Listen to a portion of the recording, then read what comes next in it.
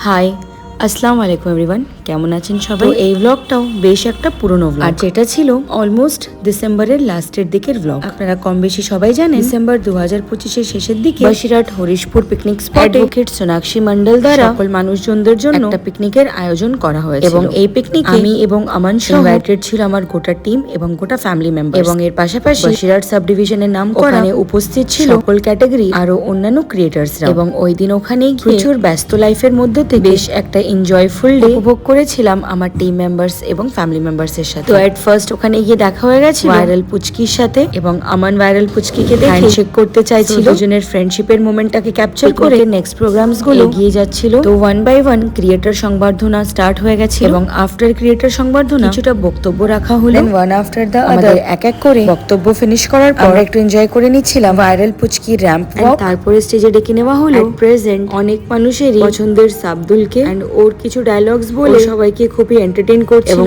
সবাই হাসি মজা ঠাট্টা করছিল। দেন ফার্স্ট স্লটে সংবর্ধনা অনুষ্ঠান শেষ হওয়ার পর অন স্টেজ হয়েছিল কিছু ডান্স পারফরমেন্স এবং কিছু DJ program, and after the DJ program আমরা সবাই মিলে একটু ঘুরে দেখছিলাম গোটা এরিয়া জুড়ে অ্যারেঞ্জমেন্টস গুলো। আস্তে আস্তে পিকনিকে এতটাই ক্রাউড হয়ে যাচ্ছিল, আমরা সবাই মিলে ডিসাইড করছিলাম আমানকে নিয়ে এতটা ক্রাউডে থাকাটা ঠিক হবে না, যত তাড়াতাড়ি পসিবল আমাদের লাঞ্চ করে এখান থেকে বেরিয়ে যাওয়াটাই ঠিক হবে। লাঞ্চ প্রসেস স্টার্ট হওয়ার আগে এখানে এসে দেখা হয়ে গেছে অনেক ভালোবাসার মানুষদের সাথে। আজকে এখানে না আসলে হয়তো আমি জানতেই পারতাম না এত মানুষ আছে যারা আমাকে এবং আমার ফ্যামিলি এবং আমার টিম মেম্বারসদেরকে এতটাই পছন্দ করে, এতটা সম্মান করে। এই সমস্ত বিষয়টাই আমার একদমই অজানা ছিল। আজকে ডেটে দাঁড়িয়ে রাস্তাঘাটে যেখানেই যাই না কেন কোনো ব্যক্তি এরকম হয় যারা দূর থেকে দেখেই চিনতে পারে আমি ভিডিওস করি, এবং তার আমার সামনে এসে কথা না বলতে পারলে নিজেদের মধ্যে আলোচনা করতে লেগেছে এই দিদিটা ভিডিও করে, এই দিদিটা ভিডিও করে, এটা মানিরা দিদি। অনেক ব্যক্তিরা সাহস করে ঠিকই এগিয়ে আসে এবং ভালোবেসে আবদার করে ফেলে আপনার সাথে একটা সেলফি। তবে আজকে সোনাক্ষী মন্ডলের পিকনিকে এতগুলো ভালোবাসার মানুষের সাথে পরিচয় হবে কমপ্লিটলি আমার ধারণার বাইরে ছিল। একের পর এক ভালোবাসার মানুষগুলো এগিয়ে আসছিল, এটা দেখে